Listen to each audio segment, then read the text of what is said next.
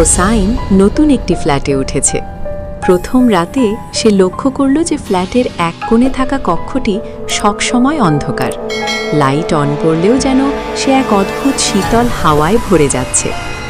রাত 12টা বাজতেই অদ্ভুত আওয়াজ শোনা গেল, কোনো ঝমঝম শব্দ, যেন কেউ চুপি চুপি চলাফেরা করছে। হোসাইন প্রথমে ভেবেছিল হয়তো বাইরে বাতাস বা পুরনো বিল্ডিংয়ের শব্দ, কিন্তু হঠাৎ সে দেখল কক্ষের দরজা নিজে থেকে খোলা হচ্ছে। ভেতরে অল্প আলো প্রবেশ করল। সে কৌতূহল থেকে কক্ষের ভেতরে ঢুকল। কক্ষের মধ্যে কোনো ফার্নিচার নেই, শুধু একটি বড় আয়নায় নিজের প্রতিচ্ছবি। তবে প্রতিচ্ছবিতে হোসাইনের পাশে ছিল একটি কালো ছায়া, যার মাথা উঁচু, চোখ নর্মালি দেখা যাচ্ছিল না। হোসাইন ঘাবড়ে গেল। সে পিছনে ঘুরে দেখল কোনো ছায়া নেই, কিন্তু যখন আবার আয়নার দিকে তাকালো, ছায়া অল্প অল্প করে তার দিকে এগোচ্ছে।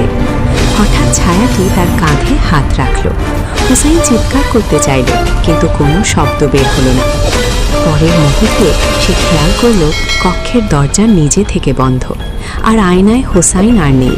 কেবল কালো ছায়া তার জায়গায় দাঁড়িয়ে আছে, হাসছে না, শুধু অপেক্ষা করছে।